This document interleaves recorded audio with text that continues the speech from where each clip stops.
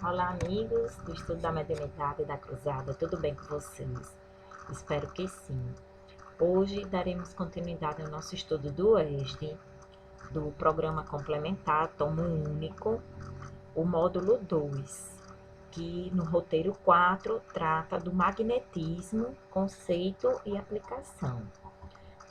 Lembrando que para esta aula de hoje é muito importante que vocês tenham entendido os capítulos referentes ao perispírito, aos fluidos, às criações fluídicas e estão entendendo um pouco melhor sobre essa diferença entre os diferentes arranjos do fluido cósmico universal. Mas, de qualquer forma, hoje daremos uma revisada nesse assunto, para que possa ficar mais claro para todos nós, tá certo? E no próximo capítulo será ainda tratado este tema que tem a ver com o passe. Então, vamos dar início.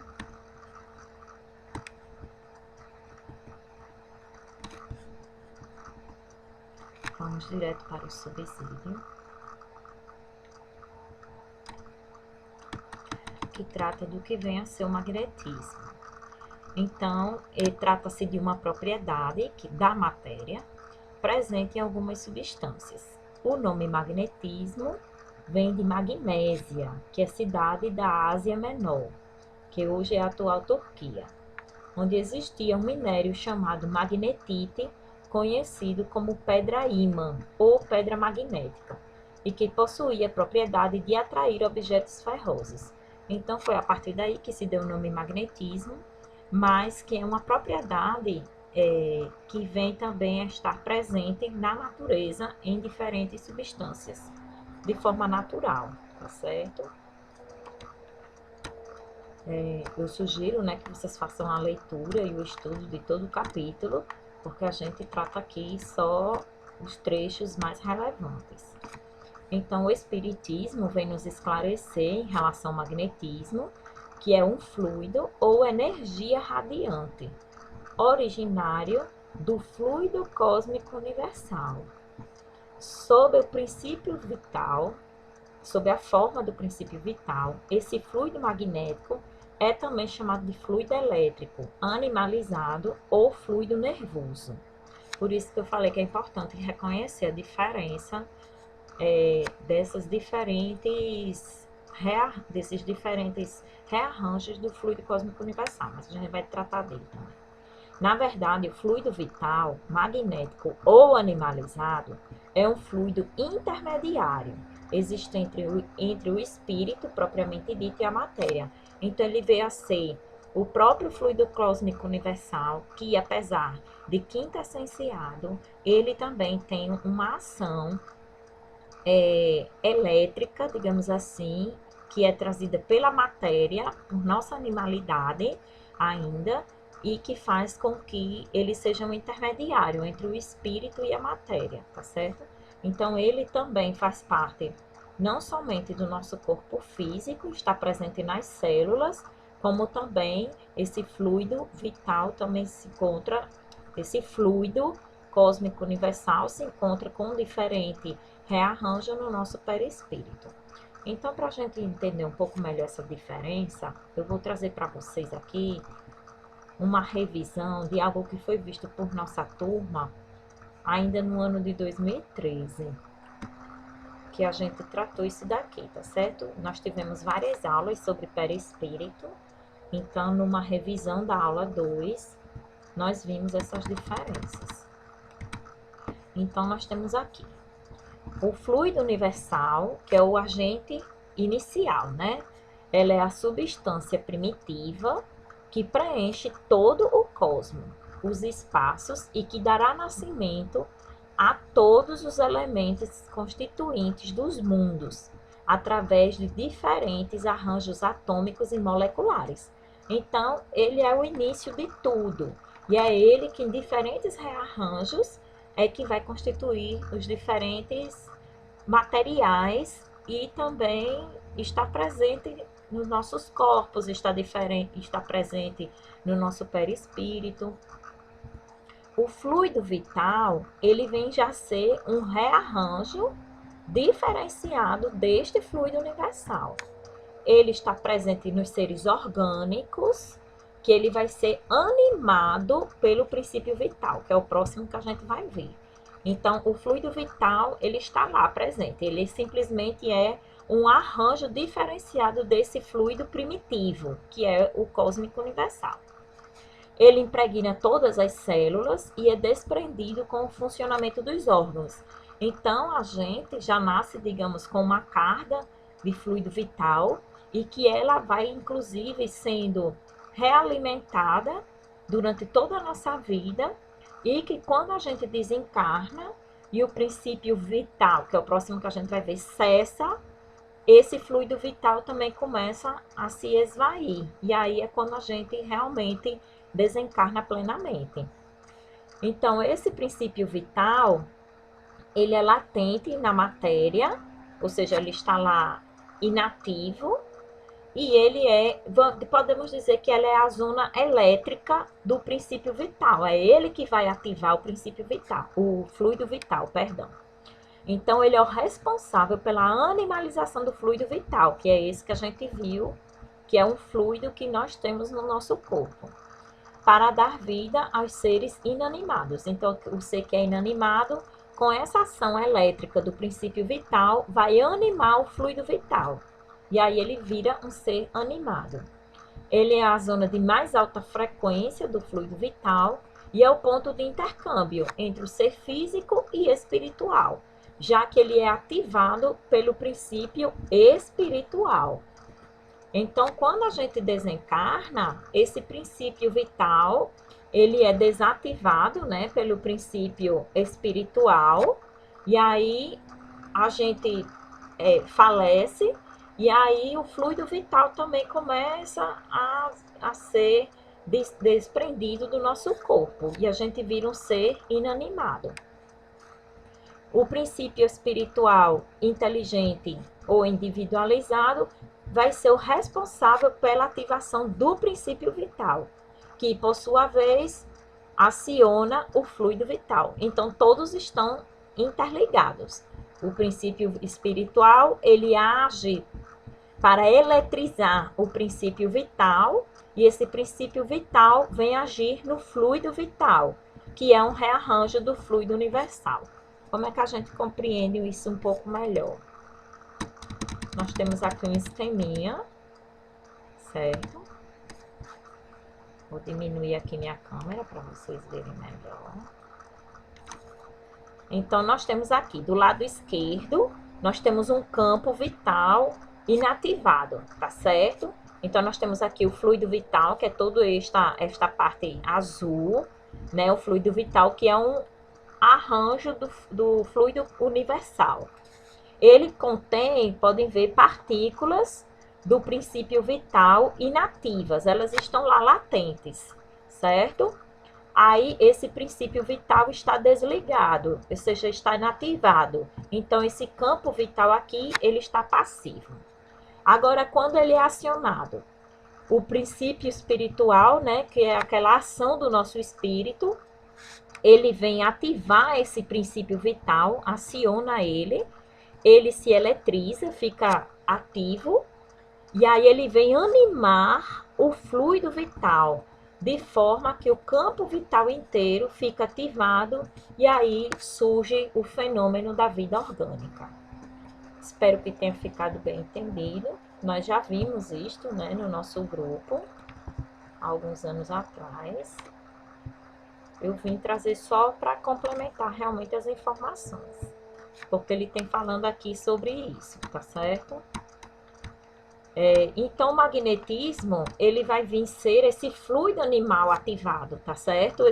Esse princípio vital, esse campo vital já ativado. Então, o que aqui nós temos nas nossas células? Nós temos um fluido vital ativado, né, pelo princípio vital, e que esse fluido animalizado, eletrizado, nós temos a capacidade de transmiti-lo pelo magnetismo, nós temos capacidade de transmiti-lo para outras pessoas, influenciando-as, como também temos a capacidade de recebê-lo. A gente recebe ou doa aqueles que são do nosso próprio corpo, que é o nosso magnetismo próprio, como também podemos transmitir o enviado pelos espíritos, que eles ativam a partir do nosso próprio campo vital, eles ativam para que nós sirvamos de filtro e transmitamos para o paciente. Dessa forma, nós podemos transmitir um fluido misto, digamos assim, que é o espiritual junto com o nosso. Por que então que os espíritos se utilizam dessa forma e não eles transmitirem diretamente para os encarnados? Isso é possível de acontecer, sim, né? Só que eles se utilizam do nosso fluido também, material, porque como o paciente ele está encarnado e também ele necessita da ação da matéria, um fluido por demais sutil e quintessenciado, talvez às vezes nem seja tão bem assimilado. Então ele como que precisa de um pouco dessa animalização do nosso fluido para que misturado com o fluido dos espíritos, esse paciente possa recebê-lo de uma forma mais adaptada, digamos assim, à nossa matéria. Mas eu acho que no capítulo sobre passe ele fala melhor sobre isso. O magnetismo, ele se expressa de diferentes formas. Há o fluido animal, que é o nosso, o espiritual, o vegetal, o mineral, etc. Sendo assim que o mineral também tem magnetismo, a gente sabe, né? Sendo assim, no codificador do espiritismo, fala: a vontade desenvolve o fluido, porque a gente também pode, através do pensamento, da irradiação da vontade, gerar uma carga maior desse fluido para que ela possa ser transmitida. A vontade desenvolve o fluido, seja animal, seja espiritual. Por quê? Como sabeis, agora há vários gêneros de magnetismo, em cujo número estão o magnetismo animal e o magnetismo espiritual, que, conforme a ocorrência, pode pedir apoio ao primeiro, que foi o que eu acabei de conversar agora, né? Que os espíritos, eles podem se utilizar do nosso magnetismo animal para que, de uma forma mais misturada, esse paciente possa recebê-lo de uma forma mais adaptada para ele. Eles também pegam fluidos do ambiente, da natureza, né? Tudo de acordo com as necessidades. Eles pegam das plantas, como medicamentos, por isso que às vezes a pessoa sente um cheiro de ervas no ar, um cheiro de rosas. Tudo isso depende do fluido que os espíritos estão se utilizando. Um outro gênero de magnetismo, muito mais poderoso ainda, é a prece, que uma alma pura e desinteressada dirige a Deus, que através da nossa vontade, né, a gente dirigindo uma prece bem sincera, bem sentida, a gente pode captar também esses fluidos espirituais, naturais, para que possam ser trabalhados no processo de magnetização. O fluido magnético pode ser considerado sinônimo do fluido vital, que a gente já viu, ou, no mínimo, um efeito deste. O fluido, esse seria, então, o fluido vital, que, na opinião de alguns, em nada difere do fluido elétrico animalizado, que foi o que a gente já falou, o qual também se dão nomes de fluido magnético, fluido nervoso, etc. Então, ele tem vários nomes, o fluido vital, certo? O fluido magnético de uma pessoa pode envolver outra, influenciando-a. Isso, lembrando, pode influenciá-la tanto positivamente como negativamente, né? O que vem a ser um mal olhado, propriamente dito, é uma irradiação de fluidos perversos que a pessoa tem sobre a outra, sobre o seu animal ou sobre uma planta, em que a pessoa irradia aquele fluido, né? Influenciando. Por isso que às vezes a outra pessoa realmente vem a adoecer ou vir até, às vezes, quando o processo é muito severo, vir até desencarnar. Atua também sobre as células do organismo, particularmente as sanguíneas e as histocitárias, que estão localizadas nos tecidos, para a gente ver como é séria essa questão do passe, gente, a questão do magnetismo. Tem pessoas que não levam a sério, abrindo um parênteses aqui, para a gente poder desenvolver melhor depois.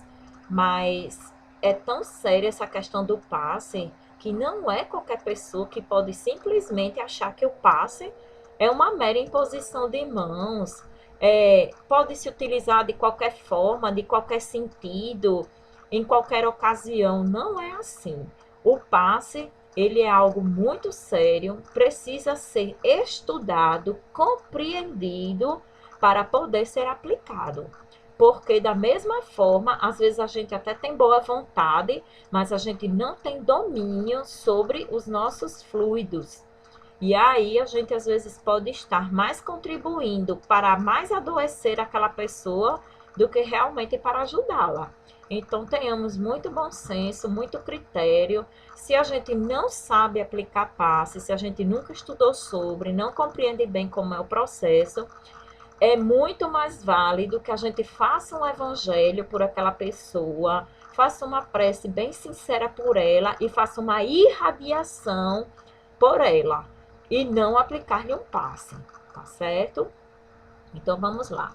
Determinando-lhes o nível satisfatório, a migração ou a extrema mobilidade, com relação, né, às células, gente, do organismo, de como o magnetismo tem o poder sobre as células. Inclusive a fabricação de anticorpos, levando a processos de cura, né? Ou ainda improvisação de recursos combativos e imunológicos, na defesa contra invasões bacterianas, redução e extinção de processos patogênicos, por intermédio de ordens automáticas da consciência profunda, ou seja, do próprio espírito. Quando ele fala aqui de magnetismo, está falando do nosso magnetismo animal, o do passista, tá certo? Da própria pessoa. Ele aqui não está falando dos fluidos espirituais, que também existe esse.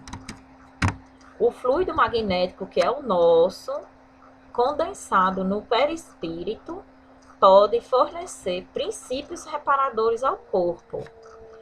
E o espírito, encarnado ou desencarnado, é o agente propulsor que infiltra num corpo deteriorado uma parte da substância do seu envoltório fluídico.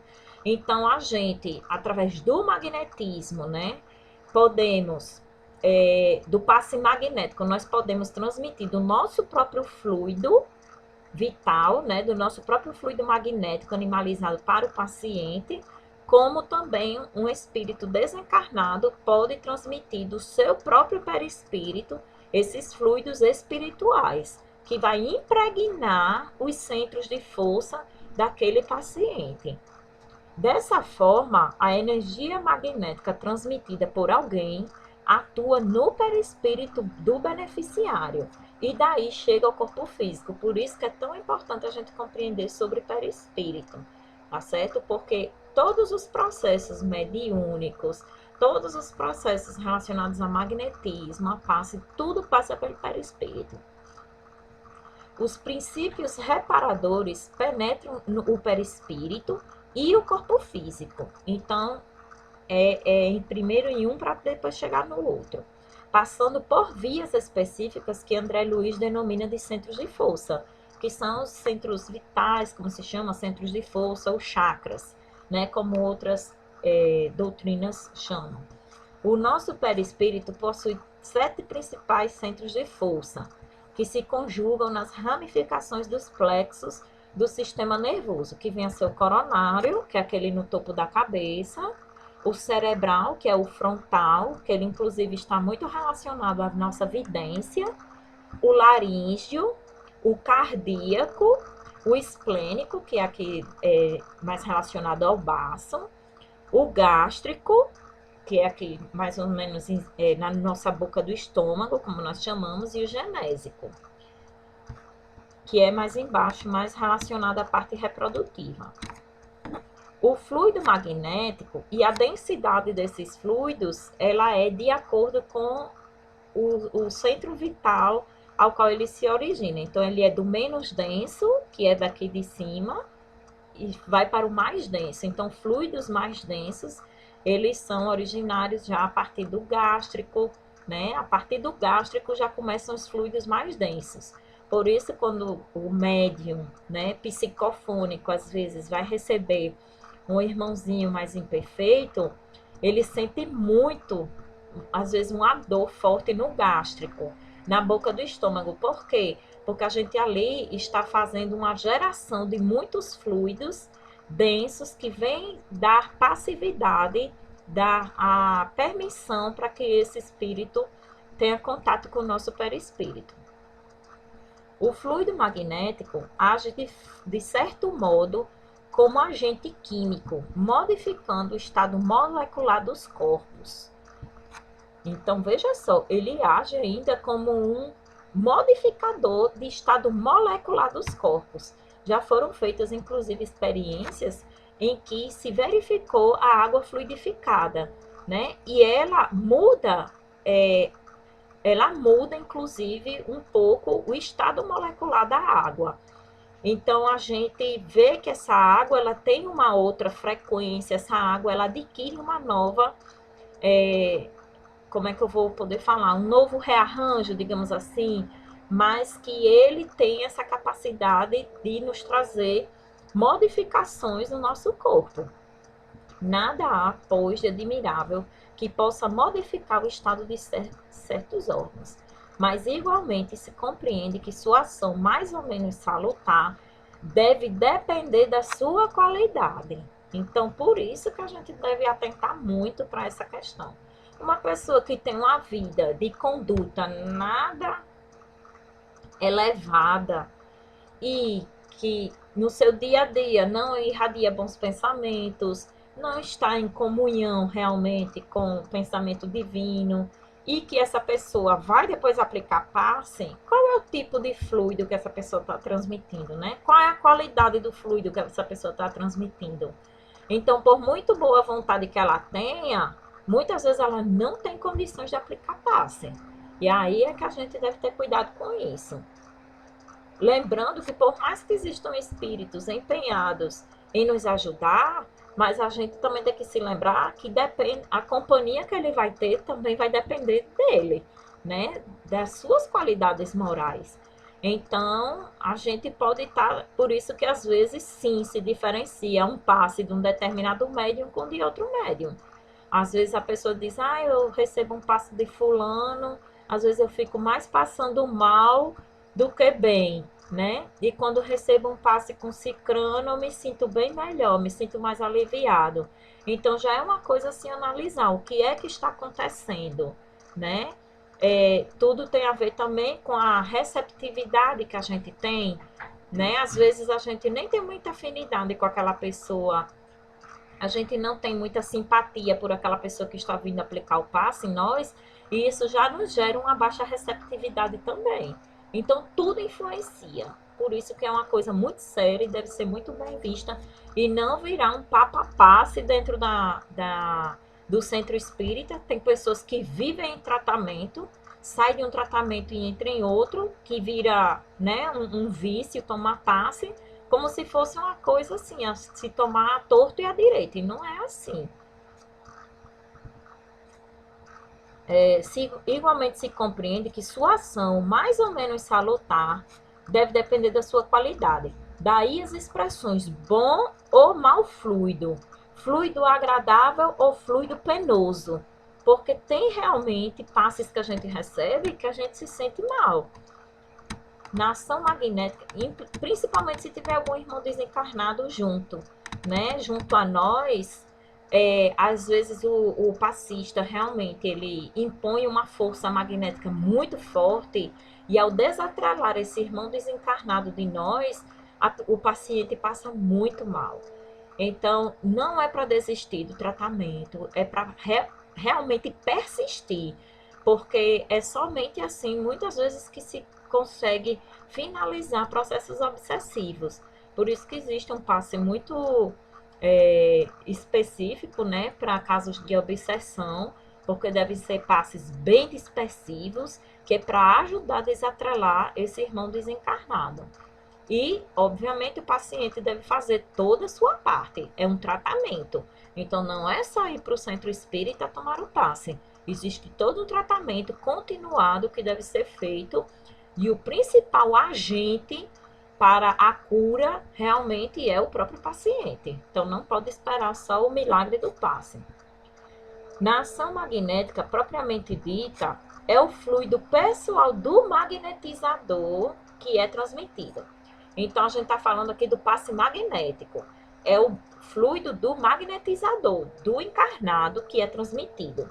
E esse fluido que não é senão o perispírito, né, que tem esse fluido em grande quantidade para ser transmitido, sabe-se que participa sempre, mais ou menos, das qualidades materiais do corpo, ao mesmo tempo que sofre influência moral do espírito. É o que eu falei, né? Não só tem influência do corpo, porque também tem fluido vital nas nossas células, mas também é levado pela influência do nosso perispírito, que é tudo agente do nosso espírito, né? Agente de trabalho do nosso espírito. Então, tudo depende da nossa qualidade moral também.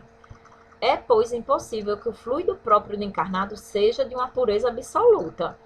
Impossível, né, gente? Assim, impossível por enquanto que a gente está encarnado no mundo de provas e expiações, a não ser realmente aqueles encarnados que já são muito evoluídos. Razão porque sua ação curativa é lenta, por vezes nula, às vezes até nociva, como eu já falei, né, em relação ao fluido, porque pode transmitir ao doente princípios mórbidos. Olha aí. Então, muito importante.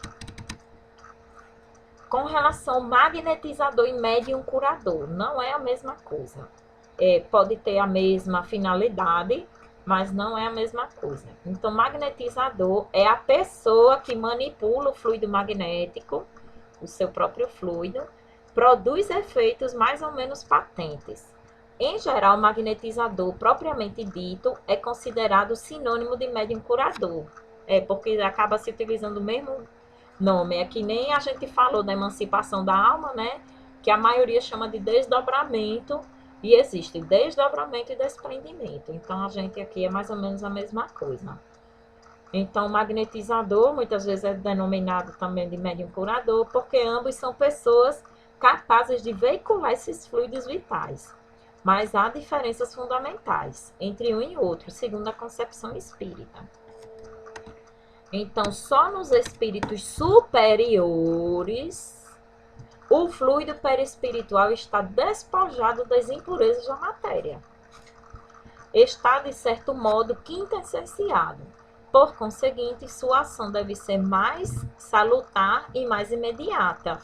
Claro, né, gente? Ele é mais puro, né? É o fluido benfazejo por natureza. Só que nós temos que ver que há pacientes que estão num estado de materialidade tão grande que ele não é totalmente receptivo a esses fluidos totalmente puros e quintessenciados. Ele precisa, sim, do fluido, digamos, um pouco mais materializado, mais animalizado. Aí é que passa por nós, né? Pelos encarnados, para poder transmitir para eles e eles receberem esse fluido plenamente adaptado para eles. Visto que não pode ser encontrado entre os encarnados, nem entre os desencarnados vulgares, faz-se mister pedi-lo aos espíritos elevados, como se vai procurar nas regiões distantes os remédios que não encontramos em nossa terra. Para isso, a gente necessita desses fluidos espirituais. O médium curador, nós falamos do magnetizador, agora o médium curador. Médium, a gente já está falando, precisa dos espíritos, né? Então, o magnetizador é ele mesmo, é da ânima deles. Vamos lá, é anímico, é da ânima deles. O médium curador, ele precisa dos espíritos. Pouco emite de seu próprio fluido. Ele é apenas intermediário dos espíritos. Sente a corrente do fluido estranho que o penetra e ao qual serve de conduto.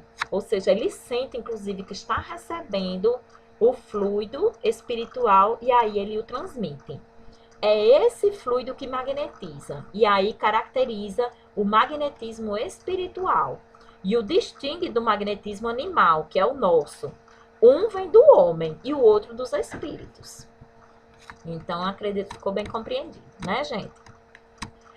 Entre o magnetizador e o médium curador, há, pois, esta diferença capital. O primeiro, que é o magnetizador, magnetiza com seu próprio fluido, e o segundo, com o fluido depurado dos espíritos, donde se segue que estes últimos dão seu concurso a quem querem e quando querem. É por isso que eu estou falando. Mais ainda a necessidade de uma pessoa que é médium curadora ter uma excelente conduta, porque ela está dependendo do trabalho dos espíritos. E se a gente quer transmitir bons fluidos, então nós necessitamos estar numa atuação correta, né? E aí tudo isso passa por uma influência moral. E aí, aqui, quando querem e a quem querem. E que podem, inclusive, recusá-lo, por conseguinte, inclusive tirar a faculdade daquele que dela abusasse. Ou seja, esses médiuns curadores que tem por aí que começam a cobrar, né? Pelas consultas, pelas curas. E aí ela desvia a sua função. E aí esses espíritos que são elevados se afastam. E aí vem outros. Obviamente, espírito tem de toda forma, né? De toda categoria. E aí vem todo tipo de espírito atuar. Ou a desviar-se de seu fim humanitário e caritativo, para dela fazer comércio. Quando Jesus disse, ide, expulsai os demônios, curai os enfermos, ele ainda acrescentou, dai de graça o que de graça recebestes. Ou seja, falando, né, sobre o dom da mediunidade. A gente não recebeu ele gratuitamente, né, então que façamos uso adequado dele. Os médiuns curadores possuem um gênero de mediunidade que consiste principalmente no dom que possuem certas pessoas de curar pelo simples toque. Alguns dos apóstolos ou dos discípulos de Jesus tiveram também essa capacidade, né, de que pelo simples toque realizar curas. Pelo olhar, mesmo por um gesto, sem o concurso de qualquer medicação. Então, lembremos-nos também que os desencarnados infelizes, eles também sabem, muitos deles, se utilizar, né, dos fluidos mórbidos que eles podem transmitir, e se chegar até um médium que já está em processo obsessivo, em um médium que não tem bom senso, não tem critério, e transmitir para os pacientes fluidos mórbidos. Evidentemente, o fluido magnético desempenha aí importante papel. Porém, quem examina cuidadosamente o fenômeno, sem dificuldade reconhece que há mais alguma coisa.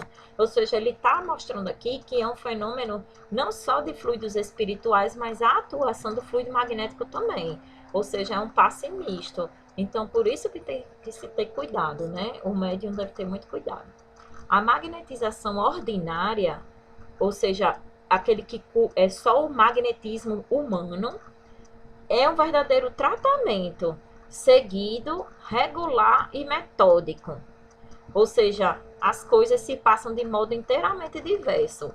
É cientificamente comprovado, né? Tanto é que o próprio Kardec já fazia estudo e uso do magnetismo, né? Quando do fenômeno das mesas girantes. Tanto é que ele acreditava que era puro fenômeno de magnetismo, a questão das mesas girantes, e ele acabou percebendo depois que não, né? Já que trazia respostas inteligentes. Então já era outro fenômeno, não tinha nada a ver com magnetismo. Mas aí essa magnetização ordinária, né, que é trazida pelos humanos, ele é um tratamento que tem que ser constante, metódico, regular, né? No caso do espiritual, que existe uma influência espiritual, as coisas se passam de modo diverso. Os magnetizadores são mais ou menos aptos a curar, desde que saibam conduzir-se convenientemente. Ao passo que nos médiuns curadores, a faculdade ela é espontânea. E alguns até a possuem sem jamais terem ouvido falar de magnetismo. Tem médiuns curadores que a faculdade já é um dom dela, né? Algo natural. E ela é utilizada como instrumento pelos espíritos. Então, são pessoas, às vezes, totalmente ignorantes de como ocorre o processo, mas ela tem essa capacidade. E muitas vezes são pessoas que têm, sim, qualidades morais excelentes. Talvez não tenha muito intelecto, mas tem qualidades morais. E aí elas conseguem praticar a cura. A intervenção de uma potência oculta, que é o que constitui a mediunidade, se faz manifesta em certas circunstâncias. Sobretudo se considerarmos que a maioria das pessoas que podem, com razão, ser qualificadas de médiuns curadores recorrem à prece, que é uma verdadeira evocação. Então, alguns dos discípulos de Jesus que não tinham, eram pessoas simples, né, pessoas do povo, eram pescadores, agricultores, carpinteiros, enfim, eram pessoas simples do povo. Eles tinham alguns a capacidade de curar e eles não tinham conhecimento do que era aquilo, mas eles tinham sim a influência moral. E isso é o mais positivo de tudo, se nós formos pesar na balança, né? Realmente é o mais importante. E o bom uso que façamos dela. Então, gente, eu espero que tenha ficado bem claro esse capítulo, né? Ele é apenas uma introdução ao que viria a ser o passe, falando mais especificamente sobre magnetismo, e que possamos ficar abertos, né, para tirar dúvidas, esclarecimentos, complementar, tá certo? Me coloco à disposição, gente. Espero que tenha ficado bem claro para todos. Um beijo no coração. Tchau, tchau.